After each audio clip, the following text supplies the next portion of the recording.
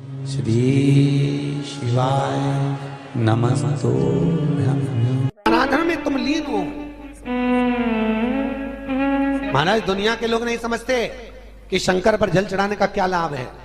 शिव महापुराण कहती है, अगर एक दिन शिव महापुराण की कथा कहती है सोमवार के दिन भगवान शंकर को अगर जल चढ़ाया जाता है तो घर में तेज लक्ष्मी प्राप्त होती है। क्या मिलती है?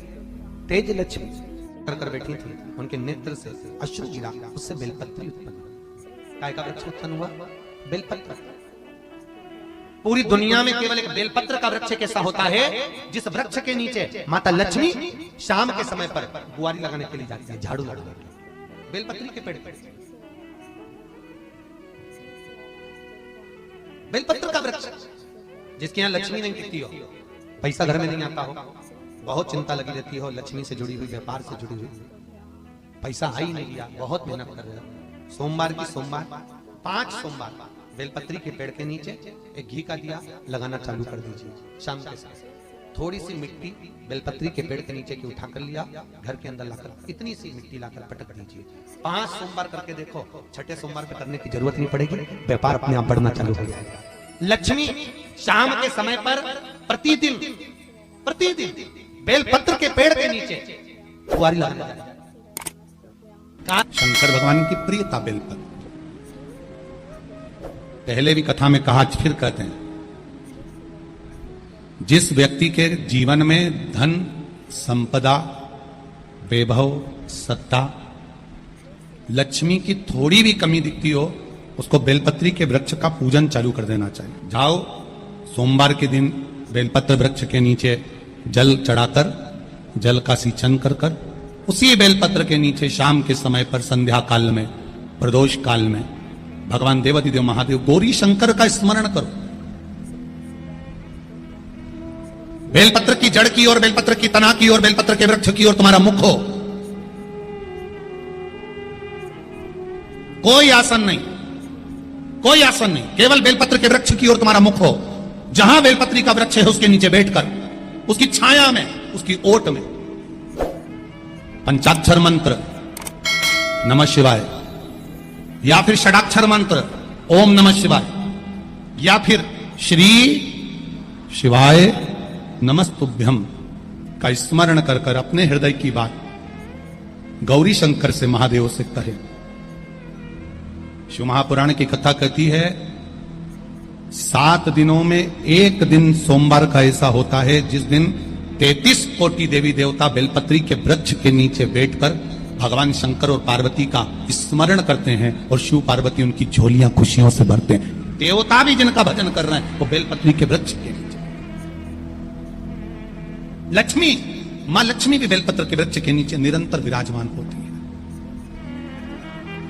और आप लोगों से एक निवेदन और करना चाहेंगे, ये मनुष्य का शरीर जब तक रहे, ये मानव की देह जब तक रहे, जिंदगी में एक बेलपत्री का वृक्ष अपने रहते रहते कहीं पर भी लगाना, उसको बड़ा करना, उसको बड़ा कर कर जैसे अपने बच्चे को बड़ा करते हो ऐसे लगाकर बड़ा कर कर महादेव से कहना कि मैंने अपनी जिंदगी में, मैं मर भी जाऊं, मेरे प्राण छूट भी जाएं, मेरे जाने के बाद मेरे घर के लोग एक लोटा जल चढ़ाएं ना चढ़ाएं, बेलपत्री चढ़ाएं ना चढ़ाएं, पर ये वृक्ष मैंने बेलपत्री का लगा दिया, अगर मैं मर भी गई तो मेरे मरने के बाद भी मेरे हाथ की बेलपत्र महादेव को चढ़ती रहेगी, महादेव को प्राप्त होती रहेगी। लगाओ, एक बेलपत्री के पौधे को छोटे से बड़ा करो, बड़े से बड़ा करो, बड़े से बड़ा करो, और बड़ा करने के बाद उसको कहीं तुम्हारी मर्जी पड़े जहां, उस बेलपत्री के वृक्ष को लगाओ।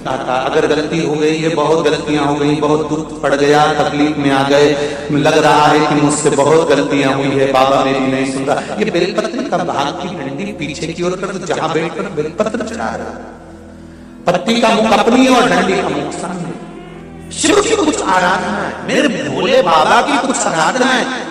खाली ना जाता कोई,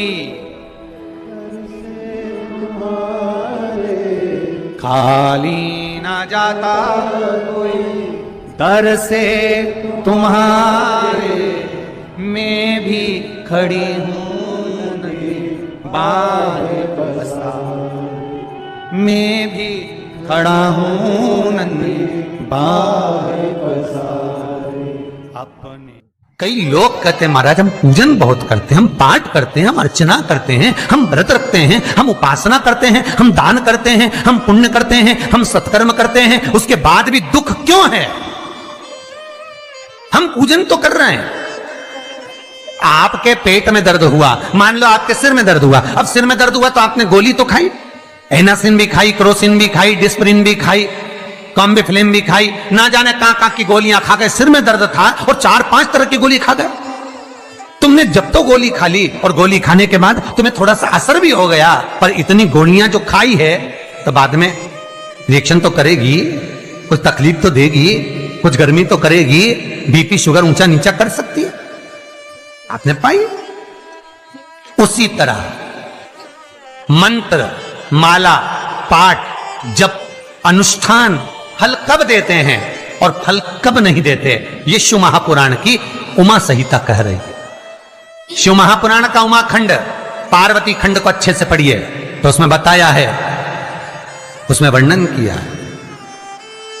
हम पाठ करने बैठे, इतनी बड़ी पोथी लेके लोग बैठ जाते हैं, पहले राम रक्षा स्तोत्र पढ़ लिए, फिर ये पढ़ लिए, गीता जी का अध्याय पढ़ लिया, ये पढ़ लिया, ये चालीसा, दुर्गा चालीसा, शिव चालीसा, तांडव, ये मंत्र जप लो, वो मंत्र जप लो, फिर कोई महाराज बता गया वो मंत्र जप लो, फिर कोई महाराज बता गया वो मंत्र जप लो, ये वाला देवता ला के अलमारी में रख लो। इतनी बड़ी पूजन की अलमारी, बस इतनी बड़ी, ज्यादा से ज्यादा होगी तो इतना बड़ा पूजन का घर, कमरा, उसमें इतना सारा देवता। रामेश्वर गई तो उनको ले आई, जगन्नाथ जी गई तो उनको ले आई, द्वारका गई तो उनको ले आई, वृंदावन गई तो उनको ले आई, महाकालेश्वर गई तो उनको ले आई, सारा देवी देवता वहीं बैठा, पितृदेव, ये देव, कुल देवी, शंख देव, घंटी देव, दिया देव, सब उसी में, गणेश जी, शंकर जी, हनुमान जी, राम जी, सब भरा पड़ा। और पूजन करने सुबह से आई, सुबह से इतनी सी शक्कर लाई कटोरी में, इतनी सी शक्कर कटोरी में, भगवान को नहला धुला के कटोरी धर दी।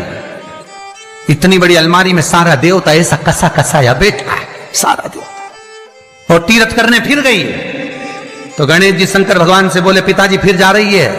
शंकर भगवान बोले बेटा खसक के बैठो, फिर पकड़ के लाएगी किसी को, खसक के बैठ, फिर लाएगी किसी, फिर ले आई, फिर रख दिया। पूजन करने आई, कलश रख दिया, मंदिर में ढुल गया, भगवान पूरा गीला हो गया।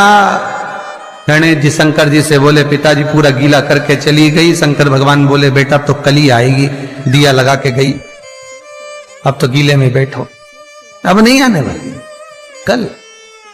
बहुत ध्यान देना साहब, इस कथा को आपके ऊपर लेकर समझाया जा रहा है, क्योंकि शिव महापुराण की कथा कहती है कि आप जो मंत्र जप रहे हो, आप जो माला जप रहे हो, आप जो साधना कर रहे हो, आप जो पाठ कर रहे हो, वह आप पर असर कर रहा है कि नहीं कर रहा है, वो आपको समझना है। राम रक्षा स्तोत्र का पाठ करो तो पहले हनुमान चालीसा पढ़ो, फिर राम रक्षा स्तोत्र करो। शिव चालीसा, दुर्गा चालीसा, गणेश चालीसा, हनुमान चालीसा, गायत्री चालीसा, इन 4-5 चालीसा को एक साथ कभी नहीं पढ़ना।